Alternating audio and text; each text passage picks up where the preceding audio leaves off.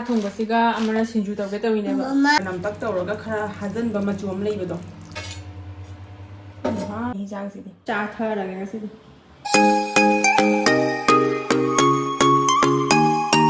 hello everyone tara tum hawale inu pasa hojikta masa jangi pompong masa to phasabra jenga enga to hojikta sanagi pase bazar chalu yeba ko aduga bazar chalu ra halaga ma haiba engonda khajing lore ya oh mama mana ona khajing lore haiba ko aina duga khajing se jenge na hangdo bodane aina khwai dagi pamba Elisha orameba ho asto kuire baina Elisha ka pan mama gini to kuire baina Elisha ka pan ke chake tore sister ho mama tanako sana tanako aduna ne ngasidi finally Elisha se pura bani na pan su pure ba ado aina Elisha ka pan ga thongdara ga amtang chathara ga tawri ni aina Elisha chara trise chahi ama hele ko jumda leiba handak chalu marak ta chalu bodo adu ga chab phangaktre adugi mamangda pune dagi hanba matam do aduga chabra chadabra kaw hare ba toisu almost chahi amadi pharamani na charak trise ade sigala aga su kuire ba Elisha ga pan ga chage tawise ado hekta mata chadaba ko chabado ho to ngasi ngi haubi ma so hogale se to ngasi finally ai Elisha ga pan ga charani ado ai mathang sum jaha to goda sum jeng halage simana khajing ni na hai ne bai monda handu jeng bodadi Elisha चले एक काम कर 200 रुपए दे और 50 रुपए काट over acting के वजह कुइले ने Elisha chani na le se ngasi finally charani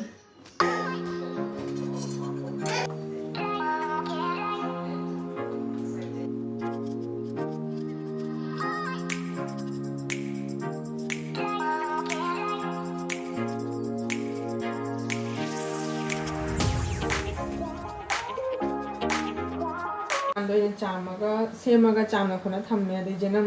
ai atek padole chana akang base khara cham thoe ba cham thoga sumai thamne ba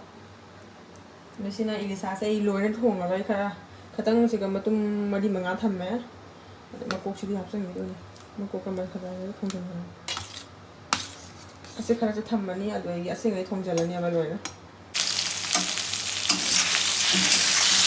thongat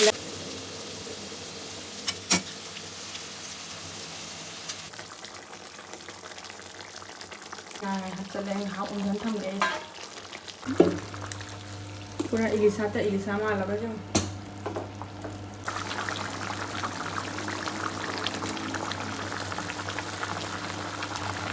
Kesan dia mau apa? Misalnya apa?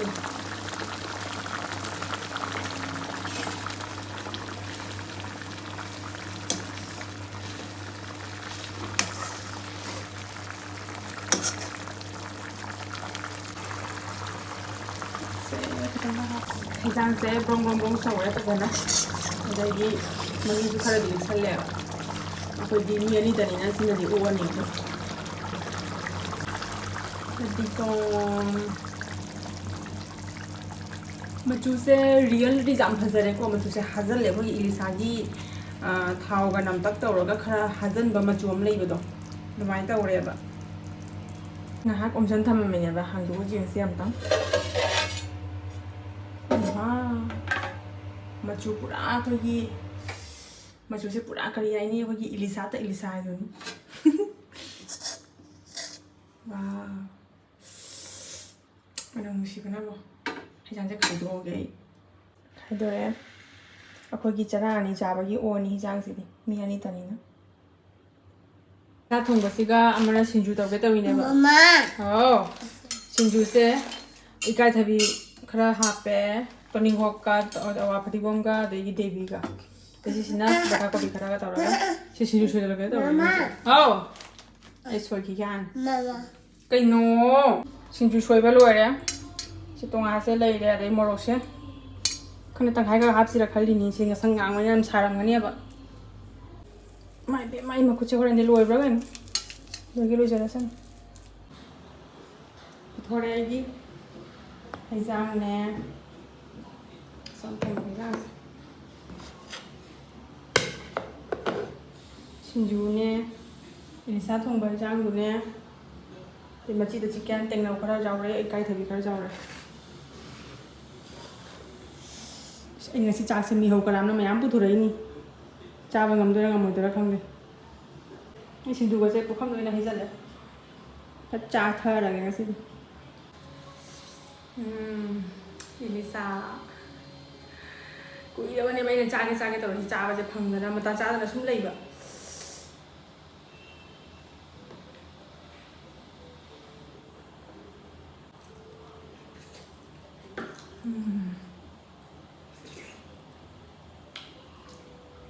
엄마 cái khu hồng nữa nè.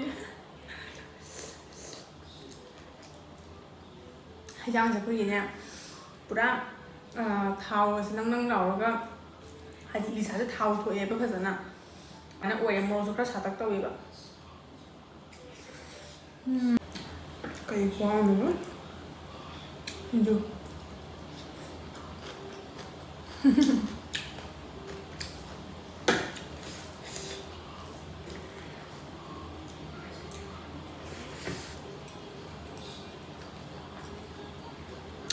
Cari che c'è poi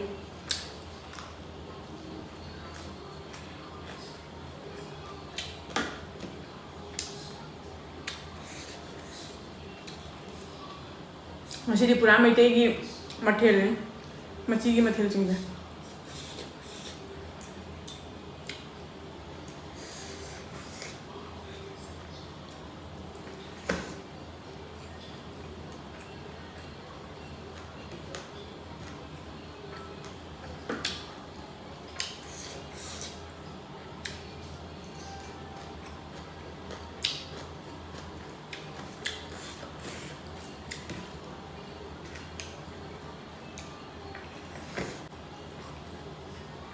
Wala ba?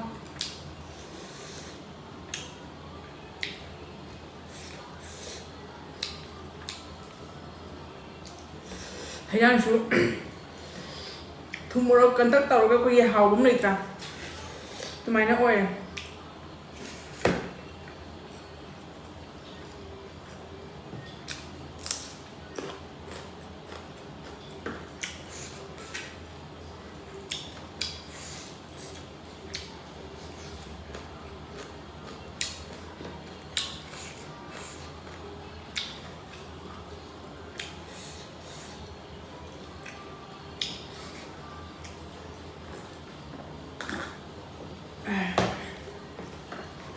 Masing Singju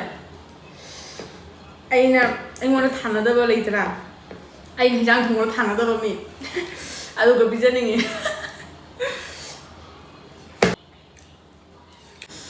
anh có làm thùng đâu bây giờ này con mà magi một bài ba con bạn mà nè anh trai đang thùng rồi nè anh thùng phải ra mạng không sao ra gì vậy hay là hôm đi ngay đây ai thùng chút thùng là mà nó một pizza hậu đấy rồi nó thùng chút thùng hậu đấy vậy rồi hôm rồi cái số hay đi mà ta giá đấy và mai làm không có tầm tạ anh là anh nhé anh thùng mấy张好 mina 好 với hai cái hai cái mà tôi sẽ không thay thế số một nó lấy được lấy em chào như vậy anh lấy chào là ngang đấy vậy दुगे Khammam तो ना high दुबा आई थोंबा हिजांग चारीबा मिसिंदो लाइबक थीदबने सिबा चाहिँ add तब का हौरेबा सिजुजु मोसाय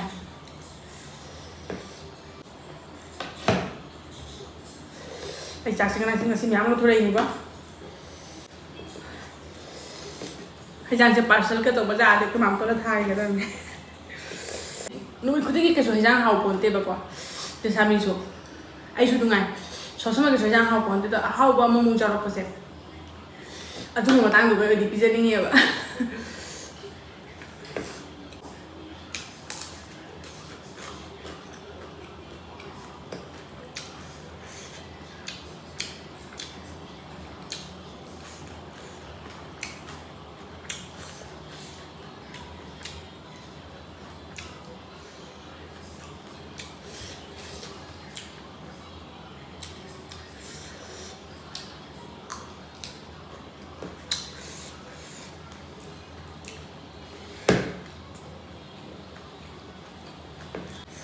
한달 기분 당시님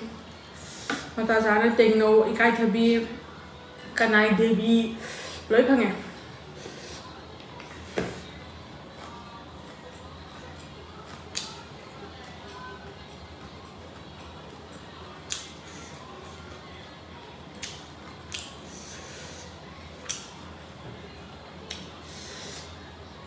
Elisha sẽ làm cái hàu bằng ngàn này, mà luôn mình phải làm chậm đấy.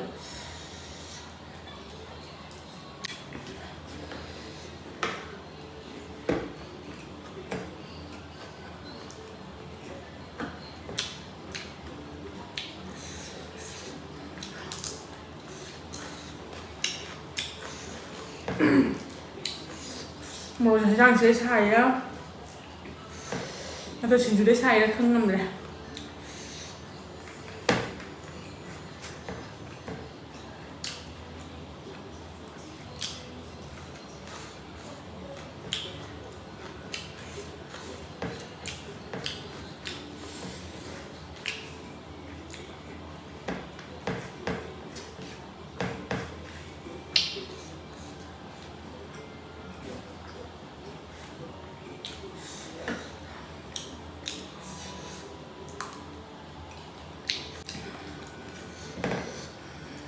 Hàng em có thể Elisha ra đi xem.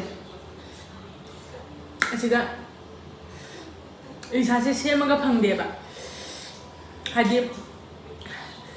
chào cái đó pick cái đó mà pung từ mà lâu bata ạ.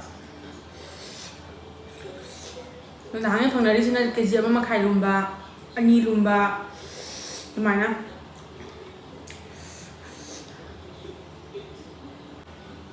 Kilo mà đã 1,700 cất hải.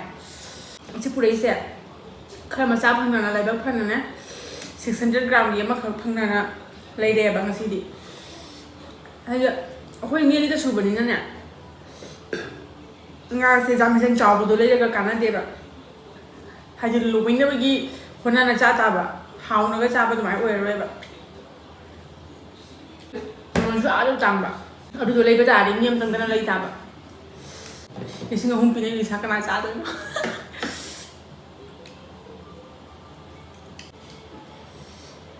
mà ai chắc sẽ lười chân cái thôi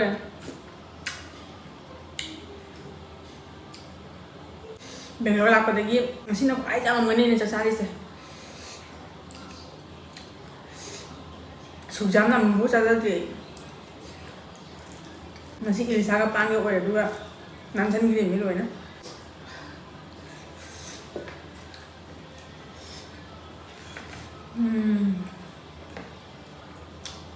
Hoppa på din som hamnar det.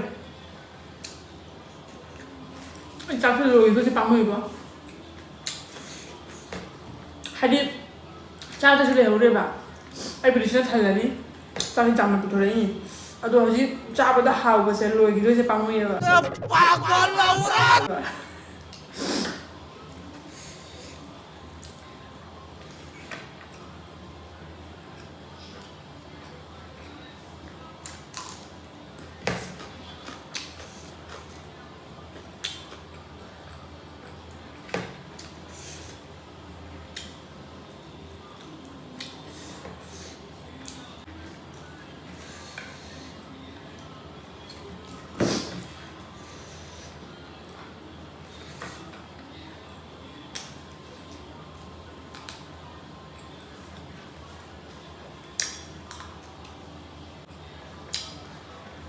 Yang nó hào quá,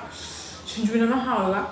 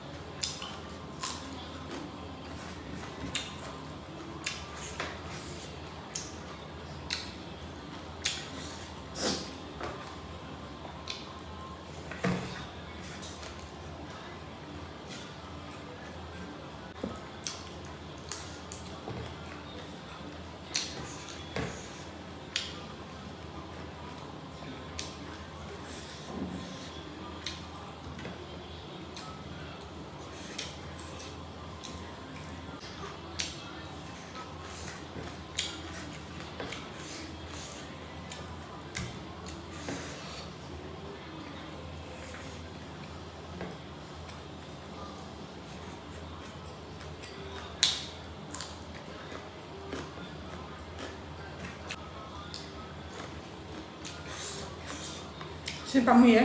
ꯊꯝꯃꯨꯔꯒꯦ ꯆꯥꯛ ꯂꯣꯏꯔꯦ ꯑꯩ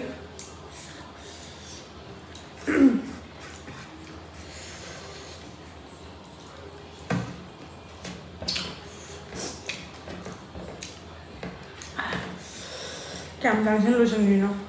ꯆꯥꯛꯇꯨ ꯆꯥꯝꯗꯣ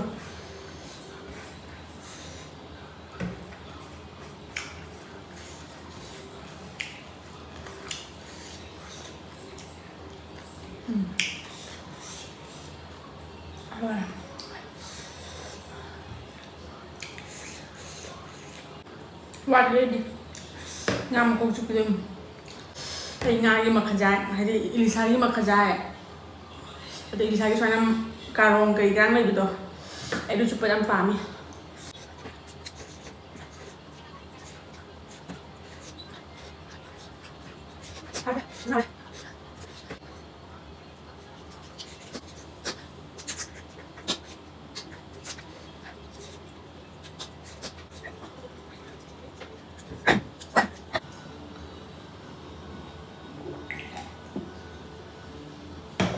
ꯁꯤꯅꯤꯍꯦ ꯏꯂꯤꯁꯥꯒ ꯄꯥꯟ ꯍꯥꯏꯁꯦ ꯑꯃ ꯐꯖꯅ ꯍꯥꯎꯔꯦ ꯏꯂꯤꯁꯥꯒ ꯄꯥꯟꯒ ꯑꯣꯏꯗꯨꯒ ꯑꯩꯅ ꯚꯤꯗꯤꯑꯣ ꯆꯥꯞꯄꯩꯅꯦꯕ ꯍꯥꯏꯗꯤ ꯀꯨꯏꯅ ꯆꯥꯕ ꯐꯪꯗ꯭ꯔꯒ ꯉꯁꯤ ꯍꯦꯛꯇ ꯆꯥꯕꯁꯤꯒ ꯃꯨꯛꯕꯥꯡ ꯑꯣꯏꯅ ꯁꯦꯝꯃꯒꯦ ꯑꯗꯨꯒ ꯑꯩꯅ ꯇꯧꯊꯔꯕ ꯑꯩꯅ ꯑꯗꯨꯅꯤꯗ ꯑꯗꯣ ꯑꯩ ꯉꯁꯤꯒꯤ ꯚꯤꯗꯤꯑꯣꯁꯦ ꯆꯥꯕꯁꯨ ꯂꯣꯏꯔꯦ ꯑꯁꯤꯒ ꯁꯨꯝ ꯂꯣꯏꯁꯤꯟꯖꯔꯒꯦ ꯅꯦꯛꯁꯀꯤ ꯚꯤꯗꯤꯑꯣꯗ ꯑꯃꯨꯛ ꯎꯅꯔꯁꯤꯀꯣ ꯕꯥꯏ